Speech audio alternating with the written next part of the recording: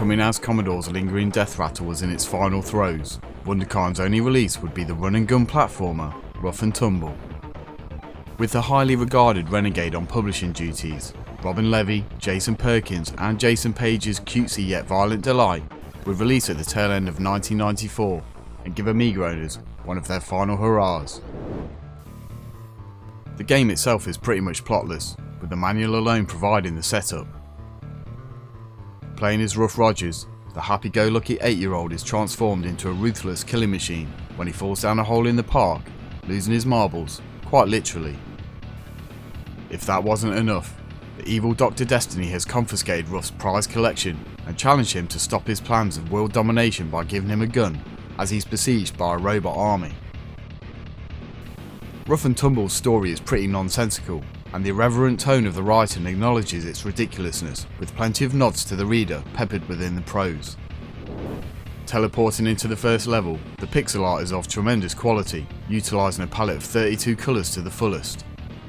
It's incredible that the team managed to fit this technical tour de force onto only 2 floppies running on any 1 meg Amiga. Ruff's bright and bold character design is given some nice little touches, as he skids to a stop after building a head of steam, or his cheeks puffing out as he holds his breath indefinitely during underwater sections.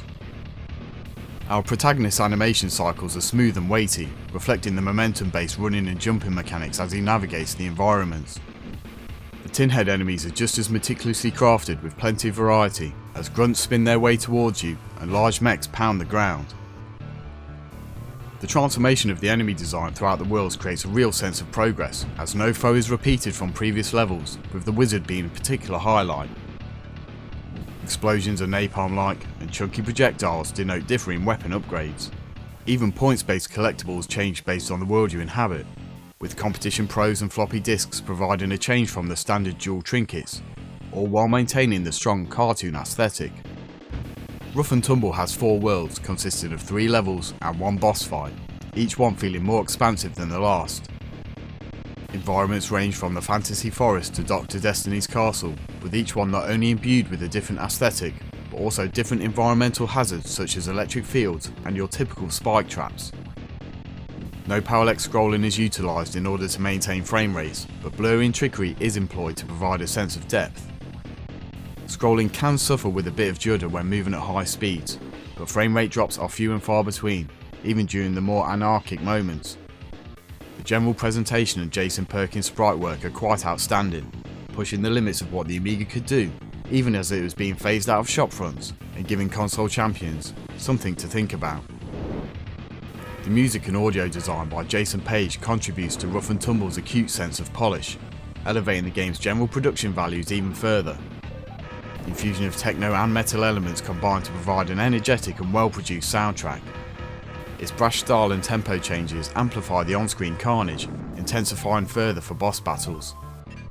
Overdriven guitars with processed drum loops give off an early Ministry vibe, while crunchy explosions signify a defeated bot.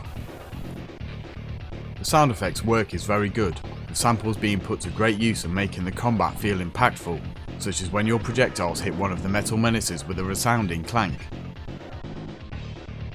The audio package is certainly a product of its time. It's loud and aggressive, but shows a sense of restraint, never becoming overbearing and proving quite memorable, for a short time anyway.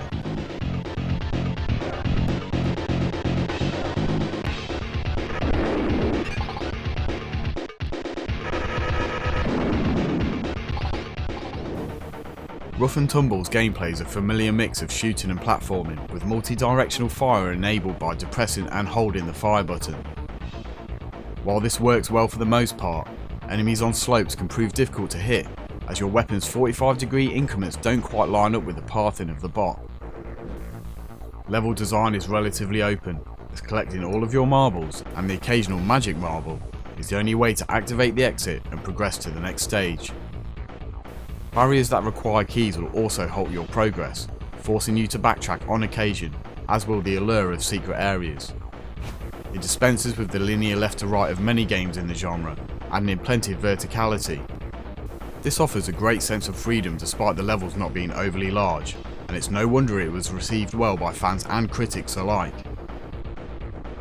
At its heart, There's nothing really genre defining, as you'll collect items for points and extra lives, equip temporary power-ups such as shields, and shoot everything in sight. Sprinting through levels is thrilling as you pick up the pace, and at full pelt it feels a little like Ocean's Kid Chaos, but this might come at a cost as you skid into an enemy depleting your health. All gun upgrades are temporary, with the ammo bar constantly counting down regardless of how many bullets you spray around your pixel surroundings.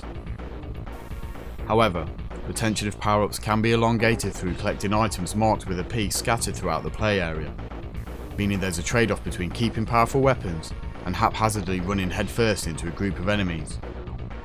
There's a wide arsenal at your disposal, from flamethrowers to laser rifles, with each one feeling satisfying to use.